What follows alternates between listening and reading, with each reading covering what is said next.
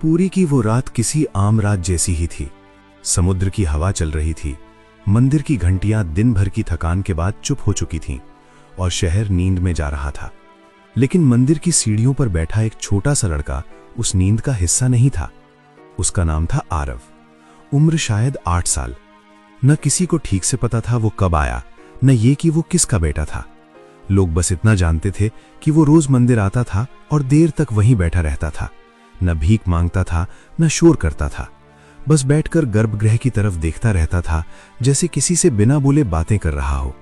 आरव अनाथ था। माँ बहुत पहले चली गई थी और पिता का नाम भी उसे ठीक से याद नहीं था। जब लोग उससे पूछते तू कहाँ रहता है, तो वो मुस्कुरा कर कहता यहीं जहां वो रहते हैं। लोग समझते वो बच्चा है, कल्पनाएं करता है। कोई हंस देता, कोई सिर फेर लेता। लेकिन आरव के लिए ये मजाक नहीं था। उसके लिए जगन्नाथ जी कोई दूर बैठी मूर्ति नहीं थे, बल्कि वही थे जो रात को डर लगने पर चुपचाप पास आकर बैठ जाते थे। हर सुबह जब मंदिर खुलता, आरव सबसे पहले अंदर आता। न फूल लाता, न धूप। वो बस फर्श पर बैठ जाता और धीमी आवाज में कहता, आज आप जल्दी मत जाना, कल रात आप जल्दी चले गए थे। कभी वो शिकायत करता, कभी हंसता, कभी कहता आज मैंने आपके लिए नई कहानी बनाई है। पुजारी देखते थे पर ध्यान नहीं देते थे।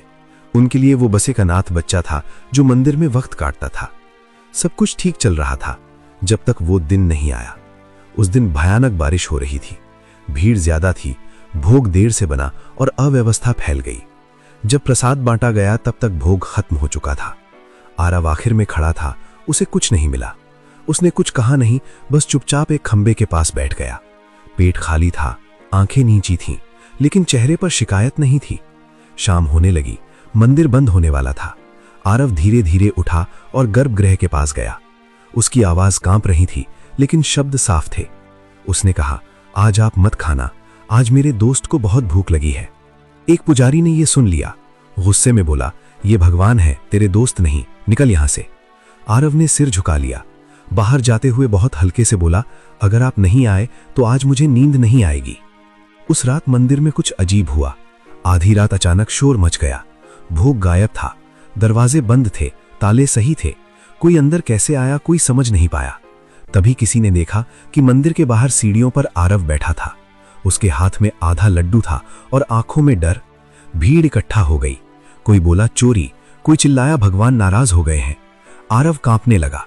उसने बस इतना कहा, उन्होंने खुद दिया। पुजारी भड़क गए, बोले भगवान चोरी नहीं करते, तू झूठ बोल रहा है। आरव जमीन पर बैठ गया और रोते रोते बोला, आप नहीं समझते, जब मुझे डर लगता है वो आते हैं, जब मुझे भूख लगती है वो हंसते हैं। आज उन्होंने कहा था तुम सो जाओ, मैं देख लूंगा। मंदिर में अचानक सन्नाटा छा गया। उसी पल अंदर से घंटी अपने आप बज उठी। कोई रोशनी नहीं हुई, कोई मूर्ति नहीं हिली, लेकिन हवा भारी हो गई। पुजारी घबरा गए। लोगों के मन में सवाल उठने लगे। फिर भी अगली सुबह मंदिर समिति ने फैसला किया। कुछ बुजुर्ग पुजारी बोले, ये बच्चा गलत परंपरा बना रहा है, लोग भगवान को दोस्त समझने लगेंगे, इसे यहां से हटाना होगा। और उसी शाम आरव को मंदिर से बाहर कर दिया गया। लोगों ने सोचा अब किसी सेठ के घर जाएगा, किस्मत बदल जाएगी। लेकिन किसी ने नहीं देखा कि आरव मंदिर की दीवार से लगकर बैठा था। आंखों से बिना आवाज आंसू बह रहे थे। रात आई। पहली बार आरव मंदिर के अंदर नहीं था। उसने आसमान की तरफ देखा और धीरे से कहा, आज आप आएंगे ना? कोई जवाब नहीं आया। न घंटी बजी, न हवा चली। अगले दिन मंदिर में भोग बना, लेकिन स्वाद फीका था। दूसरे दिन फूल मुरझा गए। तीसरे दिन घंटियां बीच में रुक गईं।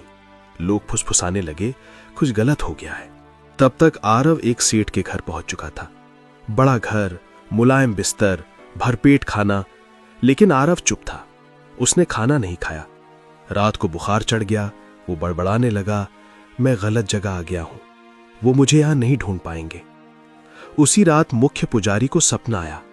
जगन्नाथ जी ने बस इतना कहा, जिसे तुमने बाहर किया वो मेरा था। सुबह होते ही आरव को मंदिर लाया गया। उसकी हालत बिगड़ चुकी थी। डॉक्टर ने सर हिला गया। आरव ने आंखें खोली और बहुत धीमी आवाज में कहा, आज वो आए हैं। किसी ने पूछा, कहां? आरव मुस्कुराया और बोला, यहीं। कोई चमत्कार नहीं हुआ, कोई रोशनी नहीं दिखी, लेकिन आरव की सांसें थम गईं। मंदिर में रोना फूट पड़ा। उसी रात पुजारी ने फिर सपना देखा। इस बार जगन्नाथ जी नीचे खड़े थे और उनके पास आरव था, स्वस्थ, शांत, मुस्कुराता हुआ। भगवान बोले, तुमने समझा मैं देर कर गया, लेकिन उसे कभी देर नहीं लगी। वो लेने नहीं आया था, सिखाने आया था। सुबह जब मंदिर खुला सब कुछ वैसा ही था, लेकिन लोग बदल चुके थे। उसी दिन तय हुआ कि मंदिर के बाहर कोई बच्चा भूखा नहीं बैठेगा। और लोग कहते हैं, जब भी किसी बच्चे को खाना मिलता है, लगता है कोई मुस्कुरा रहा है। कहानी यही खत्म नहीं होती, क्योंकि सवाल अब भी जिंदा है। क्या भगवान देर करते हैं या हम समझने में देर करते हैं?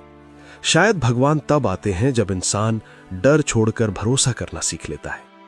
अगर आरव की इस मासूम भक्ति और भगवान के इस प्रेम ने आपके दिल को छुआ हो, तो इस कहानी को औरों तक पहुंचाने में हमारी मदद करें।